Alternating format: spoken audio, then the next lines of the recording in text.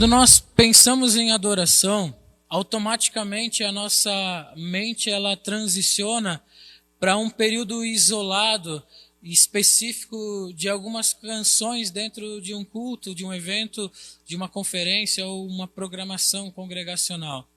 Essa ideia de separação ou de limitação da adoração apenas para esse período, trata-se de um pensamento grego que diverge muito com a ideia original de Deus. Os gregos, a cultura grega tem como princípio de adoração os eventos, ou seja, a sua adoração ela é eventual. Ela acontece de tempo em tempo dentro de uma programação, dentro de um ritual específico. Isso se dá pela natureza dos seus deuses.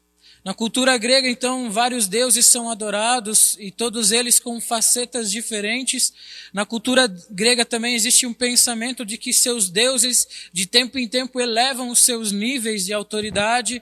E por conta disso, a adoração ela não é centralizada nos seus deuses, e sim naquilo que eles podem produzir. Mas esse pensamento de adoração é um pensamento totalmente platonista, grego, dualista. O pensamento de Deus em relação à adoração, desde o princípio, desde a palavra que descreve a adoração é muito diferente. A palavra que mais descreve a adoração no Velho Testamento é a palavra avodá. Essa palavra aparece 263 vezes no Velho Testamento e ela significa adorar, prestar culto, servir e trabalhar. Ou seja, para os judeus a adoração não se limita apenas num período específico de um culto, mas a adoração para eles é tudo aquilo que eles fazem. Tudo aquilo que eles fazem é adoração. Essa é a ideia, esse é o pensamento de Deus em relação à adoração. Quando Deus ele pensou em adoração, ele pensou dessa forma. Eu e você, nós somos chamados para adorar, nós somos gerados para sermos adoradores do Senhor. E tudo aquilo que nós fazemos é adoração. Ou seja, eu estou na igreja, eu estou adorando, eu estou no meu trabalho, eu estou adorando, eu estou em casa, eu estou adorando. Tudo aquilo que eu faço, adora alguém. A única diferença é quem nós estamos adorando com aquilo que nós estamos fazendo. Porque tudo aquilo que Deus não aceita, o diabo não rejeita. Existe um texto do Velho Testamento, livro de Salmos, capítulo 100, versículo 2, que diz assim: servi ao Senhor com alegria. Esse texto na versão NVI diz: prestai culto ao Senhor com alegria. E na linguagem de hoje diz: adorai ao Senhor com alegria.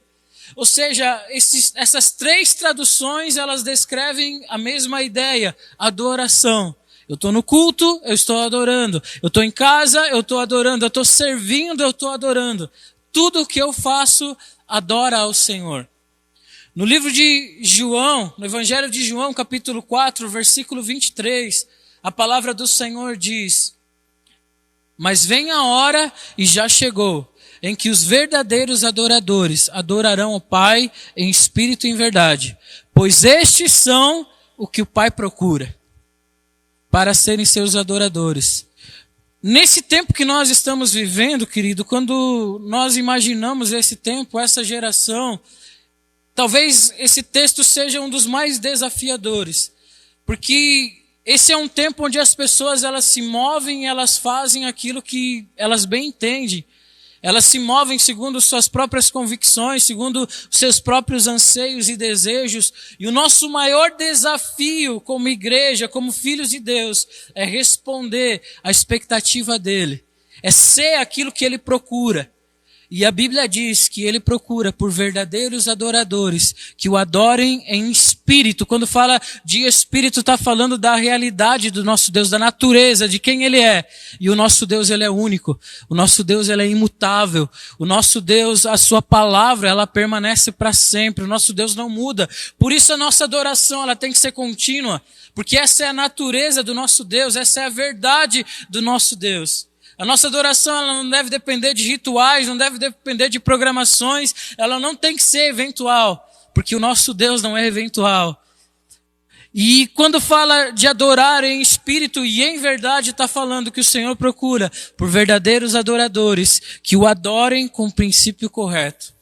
A ideia de reboot para nós, queridos, é voltar à origem.